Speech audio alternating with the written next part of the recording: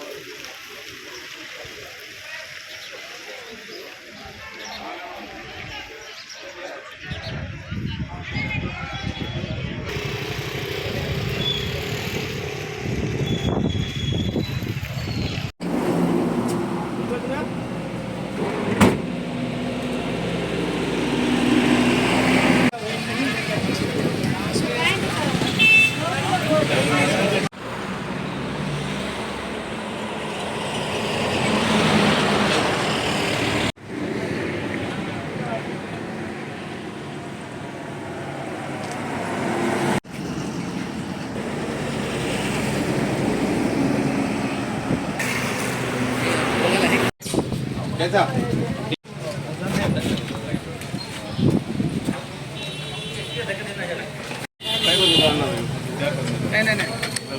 Video जो वापस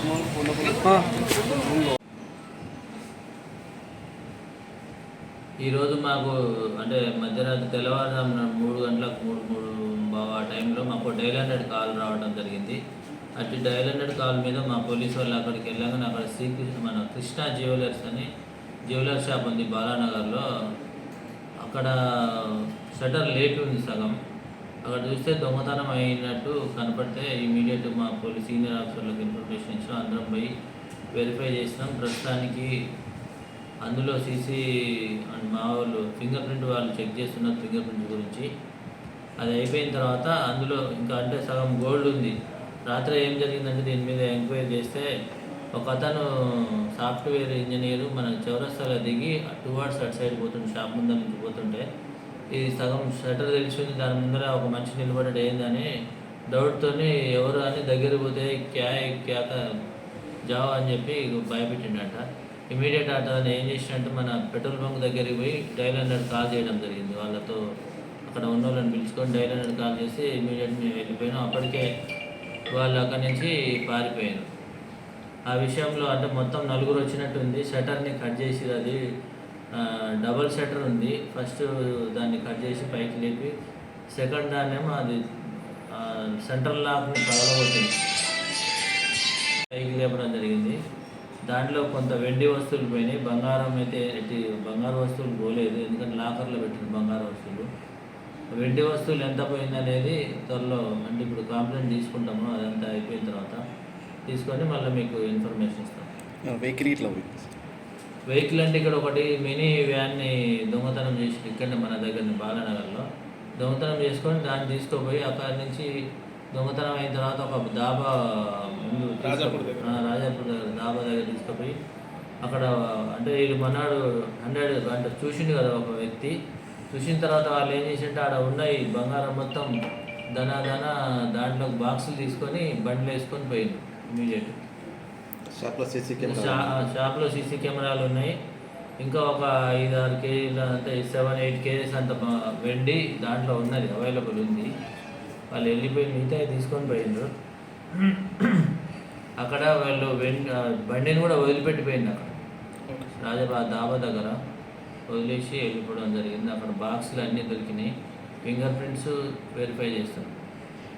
ఆ టీం క్లూస్ టీం వచ్చింది, అన్నీ వెరిఫై చేస్తాం.